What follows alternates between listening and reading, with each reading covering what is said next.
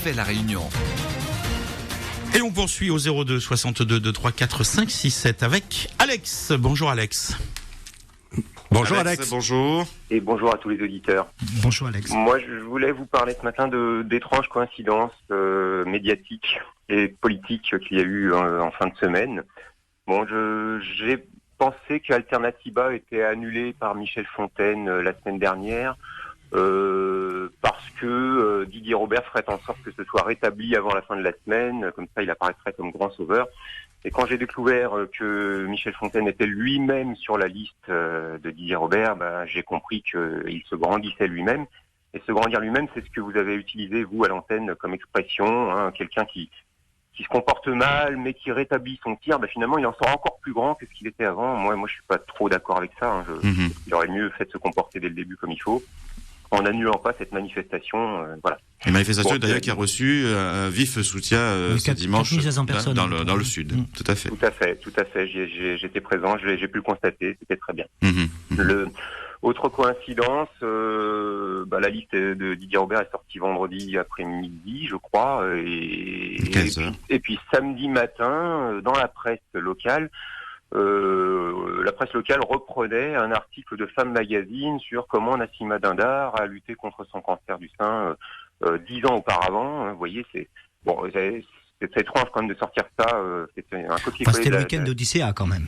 Oui, d'accord, mais bon, on parle d'un événement. Bon, Nassima Dindar a choisi de mêler deux sujets, le cancer et la liste de Didier Robert.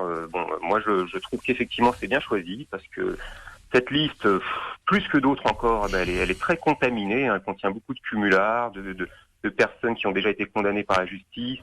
Il y a un manque de neutralité politique. Vous l'avez cité à l'instant avec la présence de présidents de chambre des métiers, chambre du commerce et de l'industrie.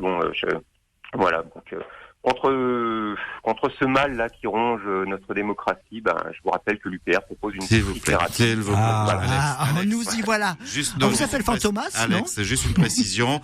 J'aimerais effectivement, et cette précision est valable pour tous les auditeurs, vous pouvez débattre de tous les sujets, évoquer les programmes des uns et des autres, mais on vous l'a dit il y a 15 jours, nous sommes soumis, nous, au niveau média, à des recommandations du Conseil supérieur de l'audiovisuel, et les propagandes, pour quelles que soient les listes, sont totalement interdites. Donc vous pouvez bien évidemment évoquer des différents thèmes, des différents sujets, sans faire de la propagande pour votre propre mouvement, Alex. Et je compte sur vous. Très bien, ça sera respecté. Merci à vous. Merci.